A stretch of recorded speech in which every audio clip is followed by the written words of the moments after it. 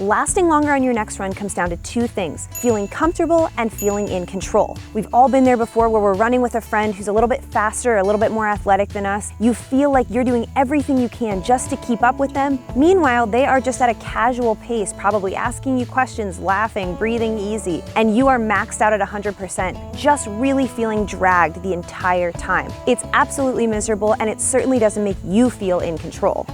Now, when it comes to making things more comfortable, there are some very important things you can do, very simple to apply, and they can really start working right away. So today I'm giving you 3 great strategies for that. I do want to say I won't be talking about anything technical related to nutrition or hydration. If you're maybe a longer distance runner looking to last a few extra miles at the end of a long race, I will, however, be talking about how to make any distance run feel better. And thank you to Bose for sponsoring this video. How tough your run feels comes down to relativity. The fastest you've ever gone feels like the toughest, and the slowest you've ever gone probably feels like the easiest. It really just comes down to basic exertion. That might sound like, duh, of course, but I want you guys to realize that you're in control of how fast you run. Even the most beginner runner can create gears for themselves. So what I want you guys to do is on your next run or run walk, I want you to pick 2 speeds. A slow speed, which I would say is maybe a 5 out of 10 effort, something that feels manageable. You've probably been most familiar with that type of speed before for your longest run, and a faster speed, which is going to be more of a push. What I want you to do is take majority of your run or run walk at that 5 out of 10, but sprinkle in 1-minute sections at that 8 out of 10. What it's going to do is 2 things. One, it's going to show you that you're capable of both, which a lot of people, especially beginners, don't really necessarily realize of themselves. All they know is good runners run fast, bad runners run slow, and that is just not the case. I want you guys to find this for yourselves. Don't compare your 5 out of 10 or 8 out of 10 to anyone else. This is relative to you. Your 5 out of 10 could just be a power walk.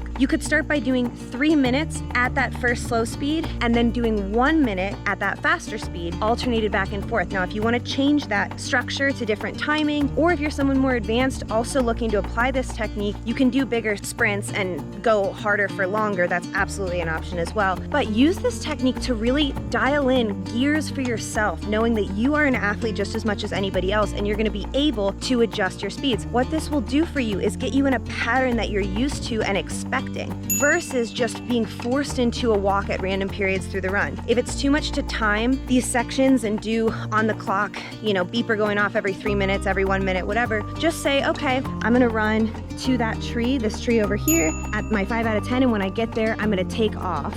And I'm gonna go to my 8 out of 10 till I get to some point near the pond. You guys can't see very well, but that's what I'm saying is you can just make this more of a ballpark as well. So you can use landmarks wherever you are. If you're on the trail, you can use different periods. If you're on the road, you can just use stoplights or stop sign. And this will be a way to break things up. But the point is you're starting with a plan, which is a big part of not getting tired so early. The other plus here is that the fast sections make you feel like more of an athlete. You surprise yourself at the intensity you can handle. And by comparison, the slow sections then feel that much easier to do, which is an incredible feeling, especially as a beginner.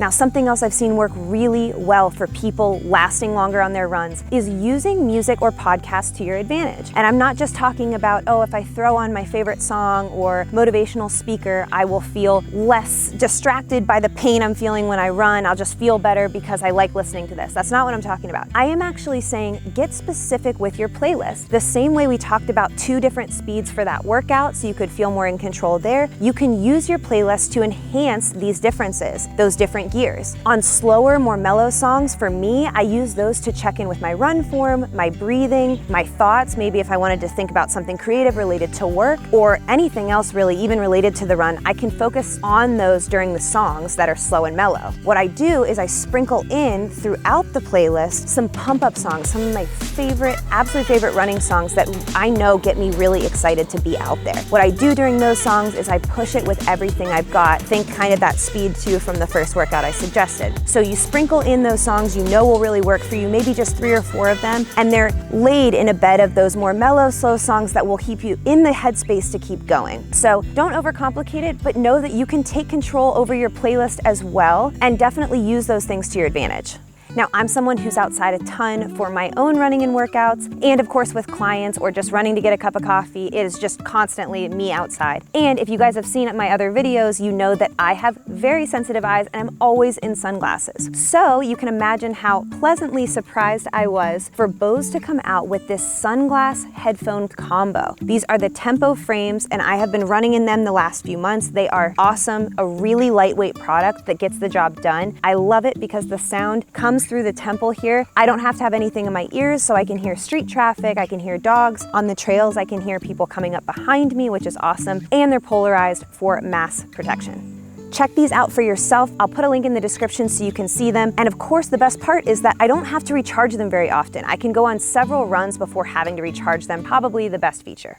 Now, if you guys are like me, you probably feel like you've gotten to run with people a little bit less over the last couple months. That can be discouraging in itself because a big part of staying motivated on your runs is having company that's suffering alongside you. So if you are missing that, I highly recommend doing some audio workouts. Get a run coach in your ear. This is a great way to not have to think about what your workout is. The best audio workouts really guide you start to finish. They tell you when to start, stop, speed up, slow down. They really give you those moments of encouragement when you feel like you want to quit because they know the workout, they know where you're at and how you're feeling, and they're super easy to find. You can click that in the description, the Run Experience mobile app. We have a ton of audio workouts. Some of my favorites are a hill workout I just put in where I lead you up 10 hill intervals. I guide you the whole way. It is awesome. And then another of my favorites is our perfect run form run. This is 30 minutes. We take you out and you actually get to work on your run form mid-run, which is really nice. So you don't have to spend separate days doing drills or techniques. You can actually do it mid-run and feel the effects there. So check those out. You can do it through those headphones, through the sunglasses. It's a really nice way to try those out. I highly recommend it.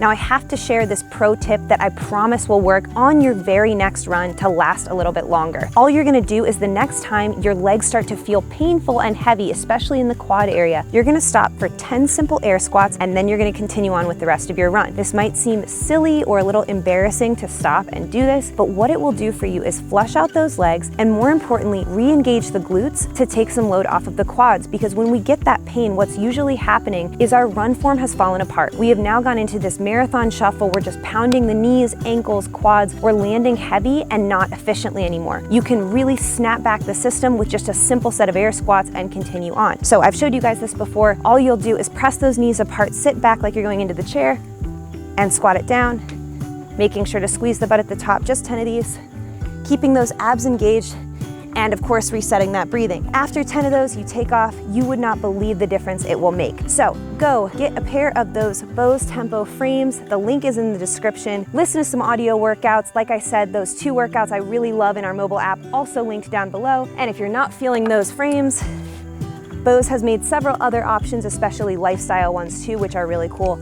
I will see you guys another day.